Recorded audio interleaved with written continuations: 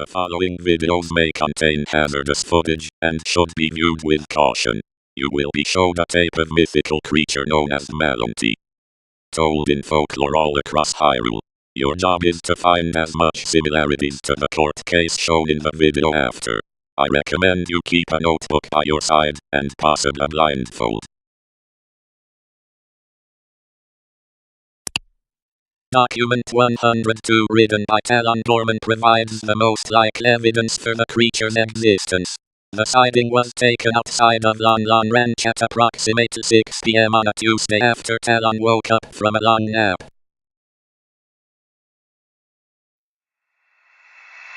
He described the creature as a tall, slender monster with a mask on that mimics that of the dead. Talon also claimed a feeling of dizziness came over him around the creature, and also pointed out that the creature had incredible eyesight, and was able to find its prey in pure darkness to feed on. It's because of this that the creature is said to live underground.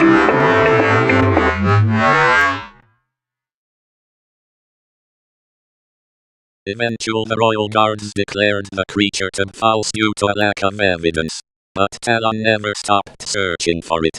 The most likely reason for the case to be closed only a mere week after being opened was fellow stable worker Ingo the Gorman brother.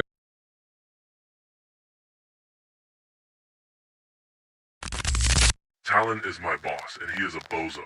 All he does is drink and sleep. He probably saw a long-necked pony and screamed, "Ah, a monster." Honestly, how is he allowed to run a ranch? Around this time Talon started referring to the monster as Maloneti. This is because around a day after the sighting Talon's daughter Malon disappeared completely.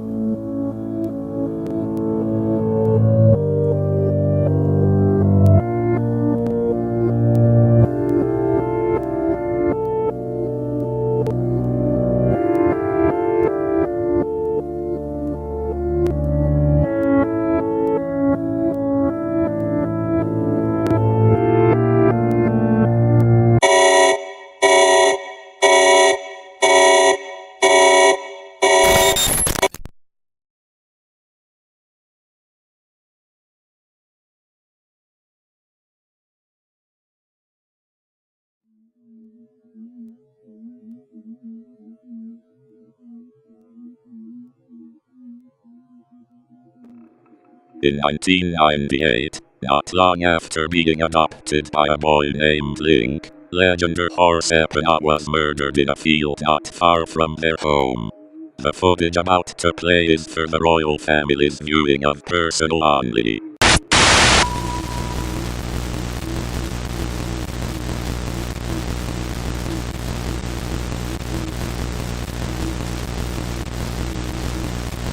The body was soon found desolated in the royal family's tomb in North Hyrule, surrounded by redheads.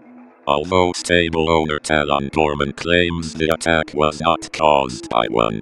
Next for questioning was Dampé the Gravedigger. He was the only resident of Hyrule to have easy access to the tomb, and was known for being a bit strange and uncomfortable to be around.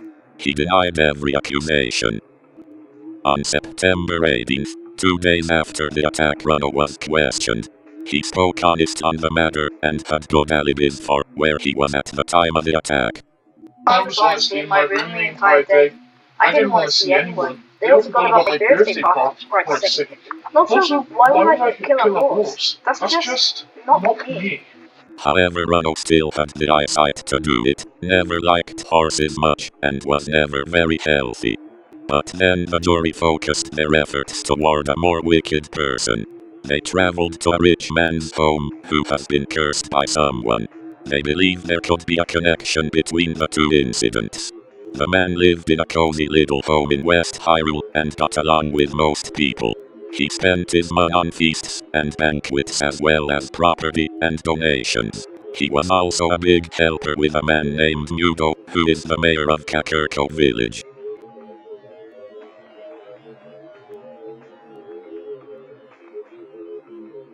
On September 21, 1997, someone or something broke into his home.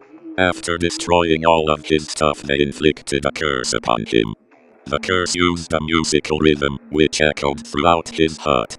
Then he was tragically cursed by someone, and turned into a humanoid spider entity. We shall now refer to it as Curse 101. When questioned about Runo, the man said, "The dates between his curse and Epona's murder are too similar, and I have a good relationship with Runo." It was around this time Link started to notice Gravedigger Dampé acute following him, silently watching as his day went on. Not long later, Mudo held a town meeting, of which he spoke honest on the matter. I don't know what's going on exactly, but I can assure you I'm doing everything in my power to put this killer behind bars. Please leave Dampé alone. This man has enough to deal with. Soon after the meeting, Mudo's brother Doyle was caught in a vicious house fire and was burnt alive. The incident may relate to his views on the matter being polar opposites of Mudo's. Local Gorman brother Talon was also murdered in the fire, however he seemed to be protecting a note with his life, of which was found in his dungarees.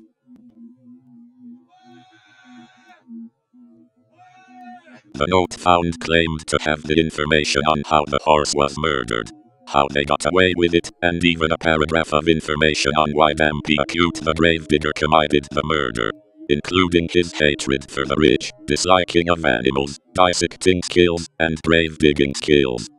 Soon after, the royal guards were called. The royal guards were instant on the case. After reading through the hundreds of words of information, they decided to do a horse autopsy before confirming it was Dampé accused the Gravedigger who committed the murders.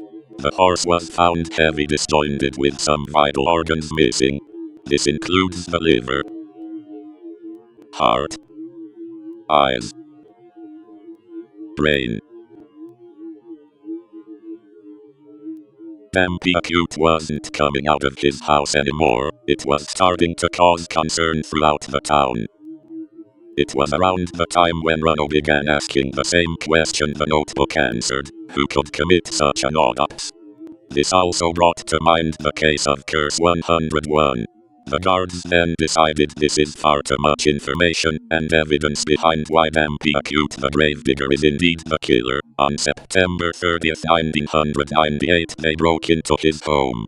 But what they saw was no longer an odd, comforting old Gravedigger.